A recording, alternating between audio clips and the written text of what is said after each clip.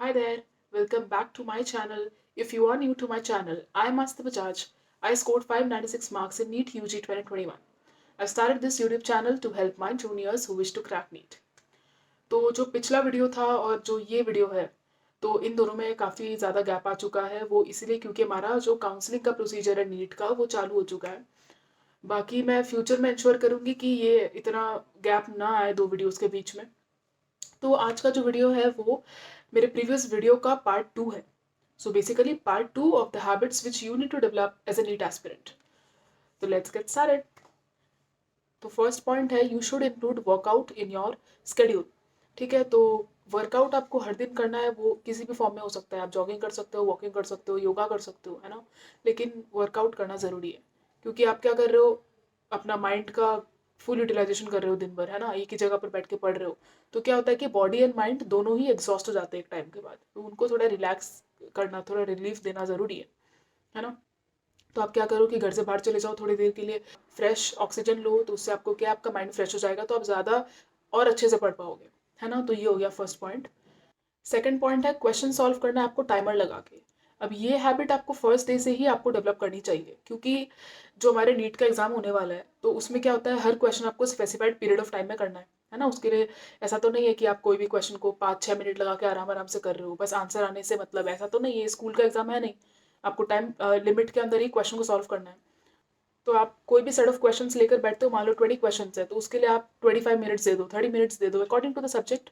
But आपको time fix करना है कोई भी चीज़ करने से पहले। कोई भी चीज़ मैं तो बोलूँगी सिर्फ क्वेश्चन सॉल्विंग के लिए ही एप्लीकेबल नहीं है।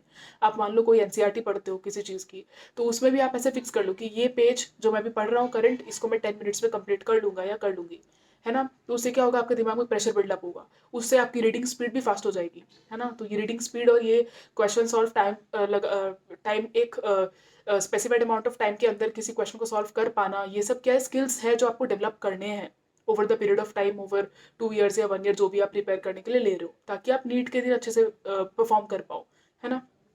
तो ये था सेकंड पॉइंट।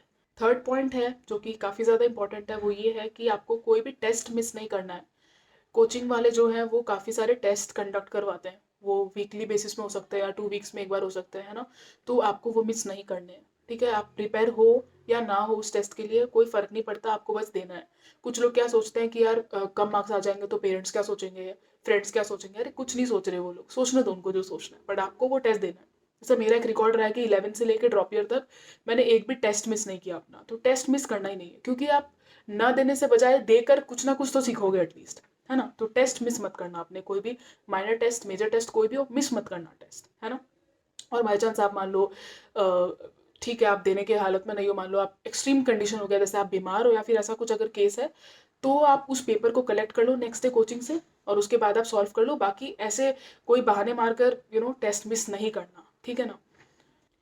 फोर्थ पॉइंट है कि अपने डाउट्स को पाइल अप मत करना। मतलब फर्स्ट डे से ही ये हैबिट बना लो कि आज कोई डाउट आया उसको नेक्स्ट के नेक्स्ट डे क्लियर करना है। या फिर क्लास में सर पढ़ा रहे उस वक्त कोई डाउट आया तो मैंने जैसे पिछले वीडियो में भी कहा था कि क्लास के बाहर चले जाओ सर के साथ ही और उसी समय क्लियर कर लो उस डाउट को, है ना। डाउट मतलब रखना ही नहीं है फ्यूचर के लिए कि यार मैं डाउट रूम में क्लियर कर लूंगा या फिर मैं दोस्त से पूछ लूंगा, ऐसे रखना ही नहीं है। मतलब फ्यूचर के लिए रखना नहीं है, आज या फिर कल में सारे डाउट्स क्लियर हो जाने चाहिए, है ना। कुछ लोग क्या सोचते हैं कि स्पेशली जो 11th में होते हैं वो क्या सोचते हैं कि अरे यार अभी तो एक चैप्टर चल रहा है, तो एक चैप्टर में जैसे 15-20 डेज देते हैं ये लोग, है ना। एक चैप्टर में 15-20 डेज लगा देते हैं। तो कुछ लोग क्या हो जाते हैं, लेजी हो जाते हैं कि यार अरे बहुत दिन बचे हैं, कर लेंगे ना डाउट्स क्लियर बाद में। तो ऐसे नहीं करना। मतलब कि जो अपना 11th और 12th होता है ना, जब वो टॉपिक ज़्यादा अच्छे से पढ़ाया जाता है तो उस वो बेस्ट टाइम है उस चैप्टर के सारे टॉपिक्स को प्रॉपरली क्लियर करने का। क्योंकि एक भी डाउट रह गया ना तो हो सकता है कि वही क्वेश्चन नीट में आ जाए नीट के दिन। तो रिस्क लेना ही नहीं है मतलब, है ना। तो ये डाउट क्लियर करने का जो हैबिट है ये फर्स्ट डे से डेवलप कर लो। अब मैं जब 11th में थी मैं थोड़ा सा ऑकवर्ड फील करती थी डाउट क्लियर करने से पहले, टीचर के पास जाने से पहले। या मैं सोचती थी कि यार मैं मेरा ये डाउट है, बाकी लोग क्या सोचेंगे, कितना सिली सा डाउट है। अरे होने दो सिली, कोई फर्क नहीं पड़ता, मतलब होने दो। तुम जितना डाउट पूछोगे तुम्हारे लिए अच्छा है ना। तो और तुम जितने मतलब अगर अच्छे से पढ़ रहे हो तो तुम्हें डाउट ज़्यादा आएंगे, ये भी है ना। तो बस इस चीज़ का ध्यान रखना है। तो फिफ्थ पॉइंट है कि क्लास में जैसे कल मान लीजिए कुछ भी पढ़ाने वाले हैं सर, स्पेशली बायो में ऐसा करना मैं कहूँगी कि कुछ भी मान लो चैप्टर पढ़ा रहे हैं सर, तो क्लास में कल मान लो कुछ पढ़ाने वाले हैं तो आप क्या कर सकते हो, उसके प्रीवियस डे उस चीज़ को एनसीईआरटी से थोड़ा सा पढ़ के जा सकते हो। उससे क्या होगा कि आपको पता रहेगा मतलब कल क्या पढ़ने वाला हो। ये जो मैं बता रही हूँ ये स्पेसिफिकली एप्लीकेबल है 11th और 12th के स्टूडेंट्स के लिए, क्योंकि वो शायद फर्स्ट टाइम पढ़ रहे हो उस चैप्टर को, है ना। तो क्या होता है कि आप मान लो उस चैप्टर को एनसीईआरटी से थोड़ा सा पढ़ के जाते हो, तो आपके दिमाग में कहीं ना कहीं एक आउटलाइन रहता है कि यार सर इस टॉपिक के बारे में बात करेंगे आज। तो आपको भले ही उस टाइम पर एनसीईआरटी पढ़कर कुछ ना भी समझ आए, वैसे तो इंग्लिश आती है ना तो समझ तो आएगा ही कुछ तो, लेकिन हो सकता है कि सब कुछ समझ ना आए। तो नेक्स्ट डे सर है ना पढ़ाने के लिए, तो सर पढ़ाएंगे।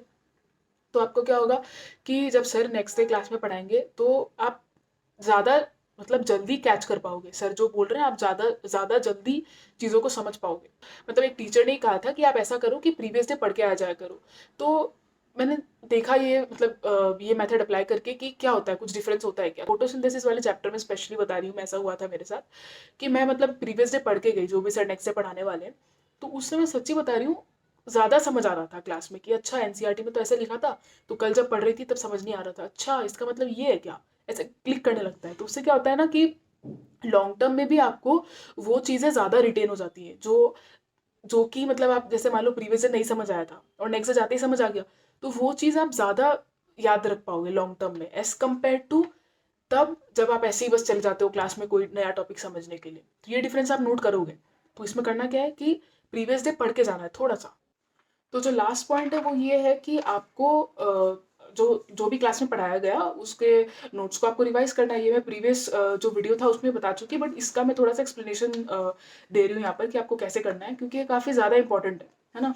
तो 11th में या फिर 12th में मैं क्या करती थी, और ये बहुत बड़ा मिस्टेक था मेरा, कि बस क्लास में जो भी पढ़ा है उसको आकर बस ऐसे ही पढ़ लिया, है ना, रिवाइज थोड़ा सा ऐसे ही रीडिंग कर लिया कि अच्छा ये था ये था। तो इसको क्या कहते हैं, पैसिव रिकॉर्डिंग। आपको क्या करना है, एक्टिव रिकॉर्डिंग। अब एक्टिव रिकॉर्डिंग का मतलब ये है कि आपको बंद करना है कॉपी को, दिमाग में जोर डालना है और रिकॉल करना है चीज़ों को कि यार ये पढ़ाया था उसके बाद ये पढ़ाया था ऐसे करके। तो इससे क्या होता है ना, ये एक्टिव रिकॉर्डिंग से आपका रिटेंशन पावर जो है वो इंक्रीज होता है और आप क्लास में कंसंट्रेट भी ज़्यादा करने लगोगे, क्योंकि आपको पता है कि अगर आप कंसंट्रेट ढंग से क्लास में नहीं करोगे तो आप रिकॉल नहीं कर पाओगे चीज़ों को, है ना। तो ये एक एक्टिव रिकॉलिंग जो एक है ये एक तरीका भी है खुद को टेस्ट करने का कि आप क्लास में कितना कंसंट्रेट करते हो, है ना। तो आप जैसे हॉस्टल आ गए वापस, है ना, कोचिंग से, तो आप क्या करना है कि फर्स्ट से पीरियड से लेके लास्ट पीरियड तक जो भी पढ़ाया गया निकालो, एक के बाद एक रिवाइज करना चालू करो। कैसे करोगे रिवाइज, कॉपी बंद किया, रिकलेक्ट करना चालू करो कि हाँ ये पढ़ाया था क्लास में, उसके बाद ये बताया था क्लास में, तो ऐसे करके रिकलेक्ट करना चालू करो चीज़ों को, ठीक है। फिर उसके बाद क्या करो, कॉपी खोल लो, चेक करो क्या क्या भूल गए थे आप, कि मतलब क्या क्या रिकॉल नहीं कर पाए। उसमें से कुछ कुछ पॉइंट्स होंगे जो आप रिकॉल कर चुके और कुछ कुछ होंगे जो आप भूल गए, तो उनको वापस एक बार पढ़ लो, है ना। फिर उसमें से ऐसे पॉइंट्स होंगे जो आपको नहीं समझ आया तो उनको मार्क कर लो और नेक्स्ट डे ही उसको क्लियर करना है। फ्रेंड्स के साथ डिस्कस करो, टीचर के साथ डिस्कस करो, कुछ भी करो, लेकिन नेक्स्ट डे ही क्लियर हो जाने चाहिए वो डाउट्स, ठीक है। फिर उस पर बेस्ड क्वेश्चन सॉल्व कर सकते हो, अगर बायो है तो उस पर बेस्ड क्वेश्चन सॉल्व कर सकते हो। उसकी एनसीईआरटी पढ़ लेना अगर वो बायो है तो। फिजिकल केमिस्ट्री और फिजिक्स के लिए क्या कर सकते हो कि मान लो क्लास में कोई टॉपिक पढ़ाया गया और उस पर क्वेश्चन करवाए सर ने, तो क्या करो कि हॉस्टल आकर उन क्वेश्चन को वापस से सॉल्व कर लो और उसके सोल्यूशन बिना देखे टाइमर लगा के, क्या बोला मैंने, सोल्यूशन बिना देखे और टाइमर लगाकर ही सॉल्व करना है उन क्वेश्चंस को, और टॉपिक को रिवाइज कर लो, उसमें जो फॉर्मुलाज थे उनको रट लो। बट अब क्या करते हैं कुछ लोग कि उसी टाइम पर बैठ जाते हैं फॉर्मूला कॉपी बनाने के लिए। नहीं नहीं, फॉर्मूलाज को उस समय पर नोट नहीं करना। जब आपका एक चैप्टर पूरा कंप्लीट हो जाता है, this applies for both physics and physical chemistry, कि जब आपका एक चैप्टर पूरा कंप्लीट हो गया उसके बाद ही आप उसके फॉर्मूला को एक जगह पर नोट करोगे, यानी कि फॉर्मूला कॉपी बनाओगे। क्योंकि एक चैप्टर कंप्लीट होने का क्या मतलब है, आप उसके सारे क्वेश्चंस कर लिए, आप पीवाईक्यू मतलब कि क्या बोलते हैं प्रीवियस ईयर क्वेश्चंस भी सॉल्व कर चुके हैं आप। उसके बाद आपको उस चैप्टर का कौन सा टॉपिक कितना इंपॉर्टेंट आपको ये पता रहेगा। इस नॉलेज के साथ आपको फॉर्मूला जो कॉपी है वो बनाना है, ठीक है। हर चैप्टर के एंड में जाकर फॉर्मूला नोट्स बनाओ, है ना।